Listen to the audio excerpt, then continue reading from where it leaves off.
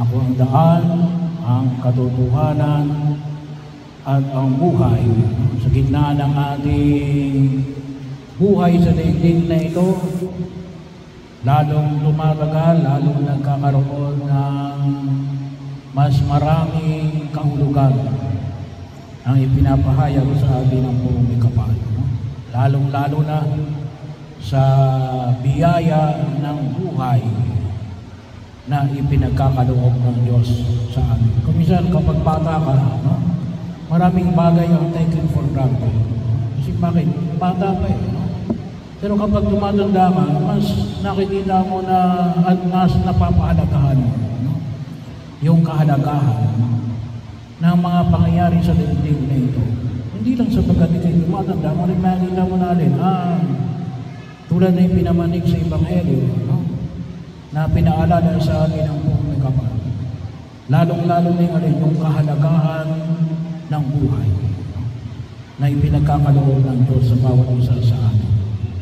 Kaya sana palagi tayong mapuno ng pagpapasalamat, no? Kasi isa yun sa antidote saan? Gamot saan? Yung magpapasalamat. Gamot po yun sa pagkabahala. Maraming takot, maraming pangamba. Kaya ang tao napupuno ng takot, bakit? Baka nakakalimutan natin magpasalamat. Marami po tayong dapat na ipagpapasalamat. At kung minsan hindi natin nakikita, bakit? Nagpapadala tayo sa maraming takot. Kaya nga anong sabi na Jesus, huwag kayong mabalisa. Manalig kayo sa Diyos. Manalig kayo sa amin. At ang pananalig natin kay Jesus ay isang pananalig na nagtuturo sa atin na magpapasalamat. Father, namatayan na kami. Bahagi yun. Hindi sapagkat tayo nagpapasalamat, sapagkat namatay si Juan. Pero yung si Juan ito. Ngunit, ano yung pwede natin pagpapasalamat? Sa gitna ng ating pag-ibig na yun sa araw na ito, na yung biyaya ng buhay na ipinagkakaloob sa bawat isa sa atin. Yung biyaya ng buhay na ipinagkaloob kay Juanito sa loob ng maraming taon, hindi ko lahat nakakaabot ng 70 years. No? Bahagi yun. No? Hindi ko lahat nagkakaroon ng asawa. No? Hindi ko lahat nagkakaroon ng mga anak, no? Mga apo. Bahagi yun na kung saan nakita natin. Kaya, sana makita natin ang pagpapasalamat. Kaya ko tayo na rin ito kasi nakikita tayo, no? Sa banal na pagdiriwang na kuntusin, yung pagdiriwang natin ni alin, isang pagpapasalamat. Yun ang ibig sabihin ng Eucharistia. No? Thanksgiving. Pagpapasalamat sa maraming bagay na ipinagkakaloob ng Diyos. At kung tusin, sabi nga natin sa biyaya ng buhay, kung tayo magsimula, magpasalamat tayo sa biyaya ng buhay na ipinagkaloob ng Diyos sa bawat isa sa atin. At sa panahon na inilagi ninyo kasama si Juanito. Sa maraming mga panahon na ipinagkaloob ng buong may kapal. At sa biyaya ng buhay na ganap at kasiyasiya. Pag sinabi natin buhay na ganap at kasiyasiya, napakadali mo noon. Buhay na ganap at kasiyasiya. Fulfillment. Narating niyo ang mga bagay na ito. Kaganapan ng buhay. Nais ng Diyos na rin pakinabangan namin. Kaya nga pinaalala sa atin ang puro may kapal ang ilang mga alintuntunin, no?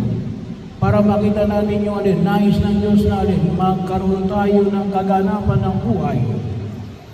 Hindi yung sabog na buhay. Ngunit kaganapan ng buhay, tinuturo sa atin ang puro. In general, simple lang. Gumawa ka ng mabuti, umiwas ka sa masama.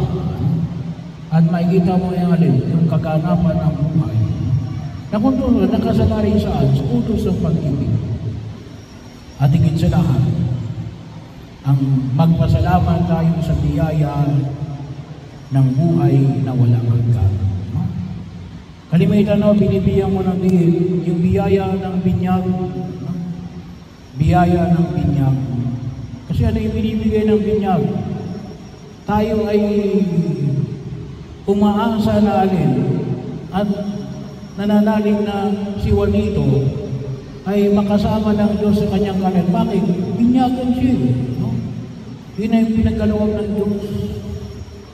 Bahagi kung siya ay naging tapat sa biyaya ng binyag,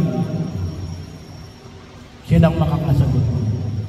Kung siya ay hindi naging tapat, siya rin ang makakasagot. Pero mula nung siya pininyagan, nais ng Diyos na siya ay makasama ng Diyos sa kanyang kaharian sa langit.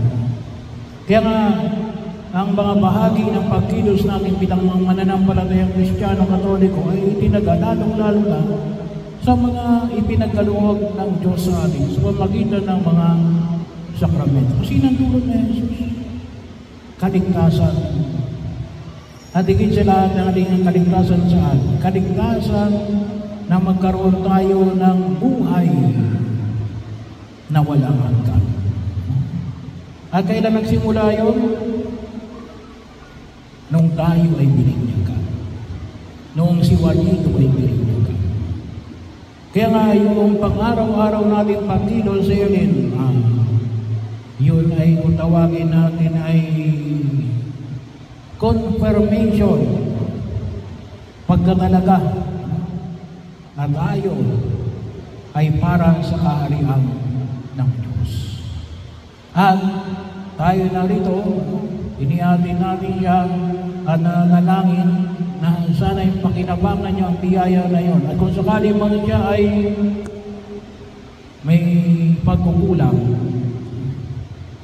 ay dinudulog natin na nawa ay kaawaan siya o may kapal.